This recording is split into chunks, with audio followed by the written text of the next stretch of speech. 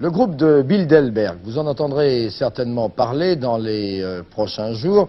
Tout de suite, des précisions sur cette espèce de sigle ou dénomination assez inconnue du grand public.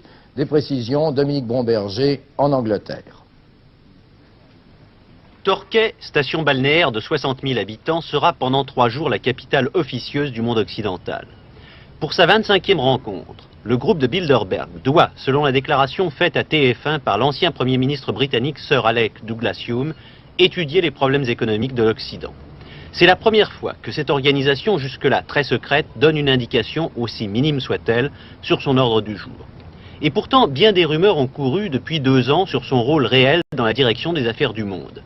L'un des membres du groupe a dit par exemple « C'est au cours d'une de nos réunions, dans le courant des années 50, qu'est née l'idée du traité de Rome ».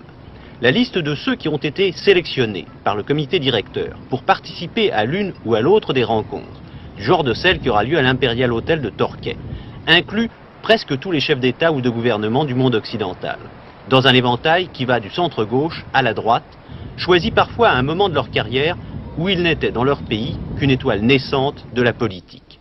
Gordon Tesser a été le premier journaliste à révéler dans le Financial Times les activités du groupe.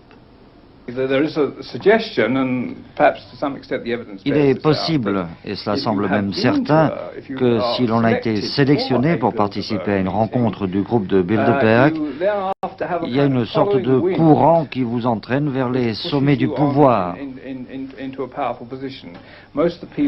La plupart des gens qui se sont rendus à ces réunions accèdent à des postes de haute responsabilité dans les allées du pouvoir des premiers ministres ou des ministres de haut rang, par exemple. Et si vous arrivez à un poste très important sans avoir été sélectionné par les gens du groupe, eh bien vous serez immédiatement appelé à en faire partie. Les 22, 23 et 24 avril se retrouveront dans cet hôtel de Torquay, gardé d'un côté par des falaises abruptes, de l'autre par des forces de police impressionnantes, des chefs de gouvernement tels l'allemand Helmut Schmidt ou le suédois Faldin, des ministres importants tels le britannique Healey, des personnalités de la politique comme Henry Kissinger ou Margaret Thatcher, du monde des affaires comme David Rockefeller et même du syndicalisme. Mais il n'y aura à l'issue de ces conversations ni déclaration ni communiqué. La réunion de cette année constituera un tournant dans l'histoire du groupe de Bilderberg. Que la date et le lieu de cette réunion aient été connus à l'avance constitue en effet un événement sans précédent, que ce soit à la suite d'indiscrétions voulues ou non. Mais cette constatation ne répond pas à la question essentielle. À quoi sert le groupe de Bilderberg? S'agit-il simplement d'un forum où les grands du monde occidental se retrouvent pour échanger leurs idées et éviter entre eux tout malentendu? Ou bien est-ce un lieu de rencontre où l'on élabore des décisions qui engagent l'avenir du monde occidental? Cela dans le secret et en dehors des procédures normales.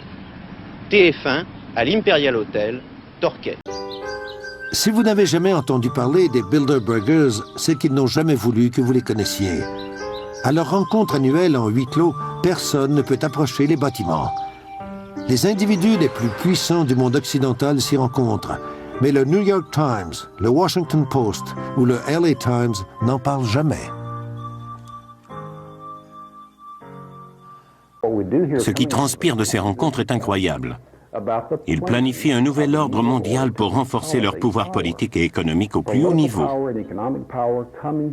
Et les médias, que j'appelle leurs chiens de poche, contrairement à ce que l'on pourrait penser, ne vont pas se battre pour la liberté de presse, pour des audiences publiques ou pour l'accès à l'information. Le silence est assourdissant. Le groupe Bilderberg, le Conseil des relations étrangères et la Réserve fédérale semblent tirer les ficelles de nos vies comme des marionnettistes au sommet de leur art. Est-ce la vérité ou simplement les divagations de théoriciens de la conspiration? David Rockefeller a remercié les médias en personne pour avoir étouffé toute l'affaire. Il a dit « Sans votre aide, nous n'aurions pas pu mener à terme notre expansion mondiale. Ils conspirent pour éliminer les États-Unis tels que nous les connaissons, simplement en faisant disparaître notre identité nationale. Les banquiers internationaux constituent le cinquième pouvoir et ils ne pourraient rien accomplir sans le contrôle des médias électroniques. Ce qui les dérange le plus, c'est la montée d'Internet, du câble et de toutes ces émissions de télévision ou de radio qu'ils ne peuvent pas contrôler. Ils ont besoin de ce contrôle, sinon ils n'arriveront pas à leur fin. Les sociétés financières qui sont dominantes à la Réserve fédérale et au groupe Bilderberg gravitent en grande partie autour des familles Rockefeller et Rothschild. La Chase Manhattan et la Citibank, par exemple, sont dans la sphère d'influence des Rockefeller et des Rothschild. Ils sont la base de l'élite de Bilderberg. Quand j'ai découvert en 91 que Bill Clinton était allé à la réunion du groupe Bilderberg, j'ai prédit qu'il serait le candidat démocrate à la présidence. Je ne croyais pas qu'il serait élu président. Cependant, les Bilderbergers l'ont choisi pour être président. Just when you think the economy's stable, just when you think you're made in the shade, someone changes the rules. Si cette conspiration existe, les fomenteurs de ce qu'on appelle librement le nouvel ordre mondial ont parmi leurs priorités la libre circulation des capitaux et des biens entre les nations. Les membres de cette élite ont été les principaux partisans du libre-échange, parce que ce sont eux qui contrôlent les plus importantes multinationales. Ces familles occupent le milieu bancaire depuis 500 ans. Elles ont fait la traite des esclaves, le trafic de l'opium. Ces personnes ne sont pas intéressées par un bénéfice de 5% par année. Elles veulent 1000%. Et pour arriver à de telles sommes, il faut tremper dans l'or, les esclaves et la drogue. C'est là que se trouve l'argent.